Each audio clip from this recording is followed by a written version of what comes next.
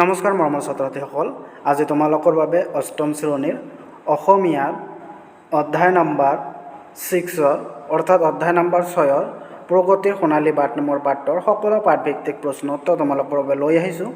মৰমৰ ছাত্ৰ-ছাত্ৰীসকল, বেছি পলম নকৰি ভিডিঅ'টো ষ্টাৰ্ট কৰোঁ।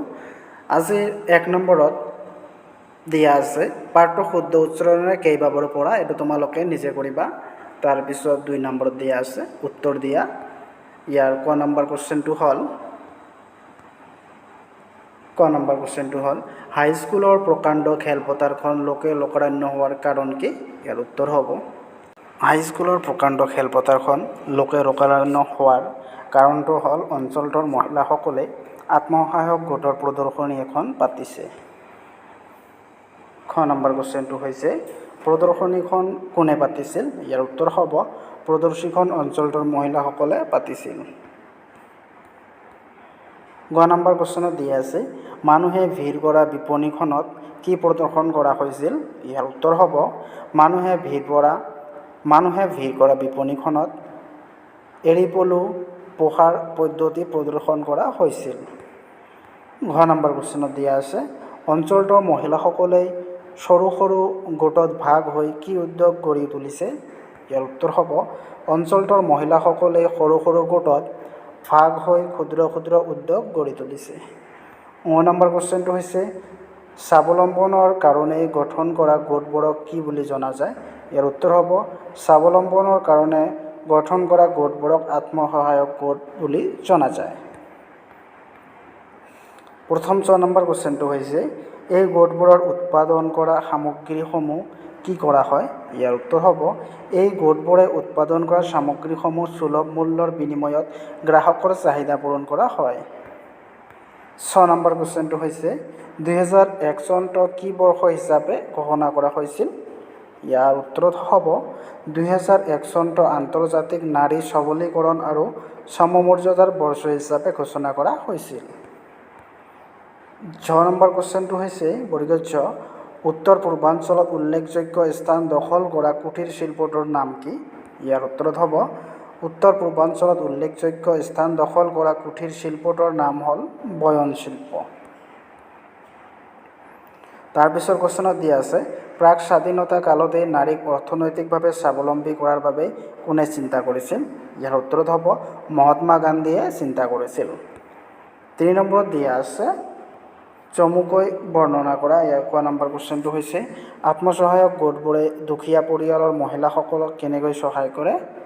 ইয়াৰ উত্তৰ হ'ব আত্মসহায়ক গোটবোৰে স্থানীয় সহজলভ্য সম্পদবিলাকক লৈ গোটবোৰে অতি সহজ সৰল পদ্ধতিৰে নানা আকৰ্ষণীয় সামগ্ৰী উৎপাদন কৰে আৰু সুলভ মূল্যৰ বিনিময়ত গ্ৰাহকৰ চাহিদা পূৰণ কৰে।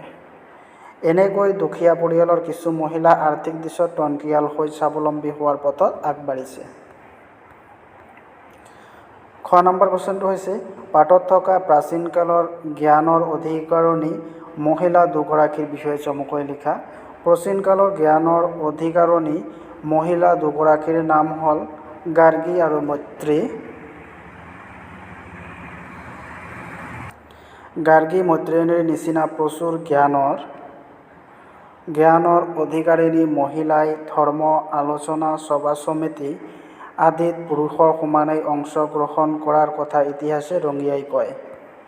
কিন্তু এইবোৰ ভাৰতৰ নাৰী সমাজৰ সুদীৰ্ঘ ইতিহাসত এক জিলিকনিৰ মাথোন। বিভিন্ন কাৰণত নাৰী সমাজলৈ ধীৰ গতিত অমনিচাৰ অন্ধকাৰ নামি আহিছিল আৰু এটা সময়ত এওঁলোকৰ কাম কাজ ঘৰৰ চাৰিবেৰৰ মাজত সীমাবদ্ধ হৈ পৰিল। গ নম্বৰ কুৱেশ্যনটো হৈছে মহিলাক স্বাৱলম্বী কৰাৰ ক্ষেত্ৰত মহাত্মা গান্ধীৰ প্ৰথম পদক্ষেপ কি আছিল? ইয়াৰ উত্তৰত হ'ব মহিলা স্বাৱলম্বী কৰাৰ ক্ষেত্ৰত মহাত্মা গান্ধীৰ প্ৰথম পদক্ষেপ আছিল খাদী উদ্যোগ। ঘ নম্বৰ কুৱেশ্যনটো হৈছে মহাত্মা গান্ধীয়ে কাৰ কাৰ সহায়ত সাবৰমতী আশ্ৰমত উৎপাদনৰ পাতনি মেলিছিল? ইয়াৰ উত্তৰত হ'ব মহাত্মা গান্ধীয়ে গংগাবেন মজুমদাৰ নামৰ এগৰাকী বিধৱা মহিলাৰ দ্বাৰা গুজৰাটৰ সবৰমতী আশ্ৰমত খাদী কাপোৰৰ উৎপাদন পাতনি মেলিছিল। 4 নম্বৰ কুৱেশ্যনত দিয়া আছে নাৰী সবলীকৰণৰ বিভিন্ন আঁচনিসমূহৰ নাম লিখা। তাৰে এখন আঁচনিৰ বিষয়ে চমুকৈ লিখা। নাৰী, ইয়াৰ উত্তৰ হ'ব নাৰী সবলীকৰণৰ বিভিন্ন আঁচনিসমূহৰ হ'ল উত্তৰ পূব উন্নয়ন আৰু বিত্ত নিগম, কেন্দ্ৰীয় সমাজ কল্যাণ পৰিষদ, ৰাষ্ট্ৰীয় মহিলা আয়োগ আদিয়ে প্ৰধান। এই সংস্থাসমূহ নাৰী শিক্ষা, বৃত্তিমূলক প্ৰশিক্ষণ, অৰ্থ, সামাজিক উন্নয়নৰ আঁচনি আৰু নাৰীৰ অধিকাৰৰ প্ৰতি চকু ৰাখে। ইন্দিৰা মহিলা যোজনাই জিলা আৰু নিম্ন পৰ্যায়ৰ গোটসমূহক শক্তি প্ৰদান কৰি জীৱন্ত কৰি তুলিছে। এই যোজনাই মহিলাসকলক চৰকাৰে আগবঢ়োৱা ঋণ আৰু অন্যান্য সা-সুবিধাসমূহ গ্ৰহণ কৰি সেইবোৰ উপযুক্ত ব্যৱহাৰৰ বাবে পৰামৰ্শ আগবঢ়ায়। তাৰপিছত 5 নম্বৰত দিয়া আছে তলৰ শব্দবোৰ অৰ্থ সম্ভাৰ আৰু অভিধানৰ পৰা বিচাৰি উলিয়াই লিখা। ইয়াৰ উত্তৰ হ'ব বিপণী, দোকান, ক্ৰেতা, কিনোতা, চুপ্ত, লুকাই থকা, আফুৰন্ত যাৰ শেষ নাই। তাৰপিছত হ'ল টনকিয়াল মানে আৰ্থিকভাৱে সবল, সমমৰ্যাদা মানে সমান অধিকাৰ, প্ৰদৰ্শন মানে দেখুওৱা কাৰ্য, স্বাৱলম্বী মানে স্বনিৰ্ভৰশীল, গঠনাত্মক মানে গঠনমূলক, পদমৰ্যাদা মানে বিষয় ভাৰ গৌৰৱ, পদক্ষেপ মানে ব্যৱস্থা গ্ৰহণ কৰা, আন্তৰ্জাতিক মানে বহু জাতিৰ মাজত থকা, সকলো ৰাষ্ট্ৰীয়ৰ মাজত থকা। তাৰপিছত 6 নম্বৰত দিয়া আছে অসমীয়া শিপিনীয়ে কাপোৰত সপোন ৰচিব পাৰে। এই কথাষাৰ কোনে, কেতিয়া আৰু কিয় কৈছিল? ইয়াৰ উত্তৰ হ'ব অসমীয়া শিপিনীয়ে কাপোৰত সপোন ৰচিব পাৰে। এই কথাষাৰ মহাত্মা গান্ধীয়ে এবাৰ অসমলৈ আহোঁতে অসমীয়া শিপিনী বোৱা কাপোৰ দেখি স্তম্ভিত হৈ মন্তব্য কৰিছিল। 7 নম্বৰত দিয়া আছে বুজাই কোৱা আৰু লিখা। ইয়াৰ ক নম্বৰ কুৱেশ্যনটো হৈছে আত্মসহায়ক গোট আৰু ইয়াৰ কাম-কাজ। ইয়াৰ উত্তৰ হ'ব দুখীয়া শ্ৰেণীৰ ৰাইজৰ দ্বাৰা স্বেচ্ছামূলকভাৱে গঠিত এটি গোট। এই গোটৰ সদস্যসকলৰ আৰ্থিক অৱস্থা একে পৰ্যায়ৰ হয়। এওঁলোকৰ মাজত মিলাপ্ৰীতি, সদ্ভাৱ থাকিব লাগে। গোটবোৰ প্ৰতিজন সদস্যই উপাৰ্জন ৰাহি ধন সাপ্তাহিক বা বছৰেকীয়া বা মাহেকীয়া কিস্তিত জমা কৰি এটা সমূহীয়া পুঁজি গঠন কৰে। প্ৰয়োজন অনুসৰি অভাৱী সদস্যলৈ এই সমূহীয়া পুঁজিৰ পৰা ঋণ দিয়ে। এই ঋণৰ বাবে গোটবোৰ এটা নিৰ্দিষ্ট হাৰত সুদ পায়। এই আত্মসহায়ক গোটসমূহৰ মূল উদ্দেশ্য হ'ল নিয়মীয়াকৈ সঞ্চয় কৰা বা সঞ্চয় পুঁজিৰ পৰা ঋণ দিয়া। গোট পৰিণত হৈ উঠিলেই বেংকৰ লগত সংযোগ স্থাপন কৰি ঋণ লোৱাৰ ব্যৱস্থা কৰা। খ নম্বৰ কুৱেশ্যনটো হৈছে নাৰী সবলীকৰণৰ বিভিন্ন আঁচনিসমূহ আৰু ইয়াৰ কাম।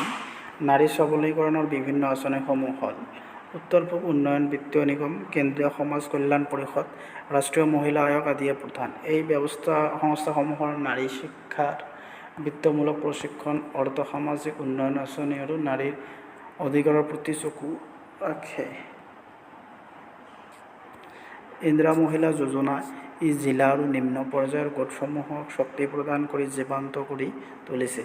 এই যোজনাৰ মহিলাসকলক চৰকাৰে আগবঢ়োৱা ঋণ আৰু অন্যান্য সা-সুবিধাসমূহ গ্ৰহণ কৰি সেইবোৰ উপযুক্ত ব্যৱহাৰৰ বাবে পৰামৰ্শ আগবঢ়ায়। গ নম্বৰ কুৱেশ্যনটো হৈছে কি কি কাম কৰি মহিলাসকলে স্বাৱলম্বী হ'ব পাৰে? ইয়াৰ উত্তৰ হ'ব মহিলাসকলে বিভিন্ন ধৰণৰ কুটিৰ শিল্পৰ জৰিয়তে স্বাৱলম্বী হ'ব পাৰে। নিজ হাতেৰে বনোৱা বস্তু নিজ ঘৰতে উদ্যোগ প্ৰতিষ্ঠা কৰিও স্বাৱলম্বী হ'ব পাৰে। ব্যৱহাৰিক ব্যাকৰণ। 8 নম্বৰত দিয়া আছে অৰ্থৰ পাৰ্থক্য দেখুৱাই বাক্য ৰচনা কৰা। নাৰী মানে হ'ল মহিলা, আজিৰ নাৰীসকলৰ সকলো দিশতে আগবঢ়া। তাৰপিছত নাৰী ধুৰি, নাটখন চাই খাসীৰ পেটৰ নাড়ী ধৰি হয়। Incoming call from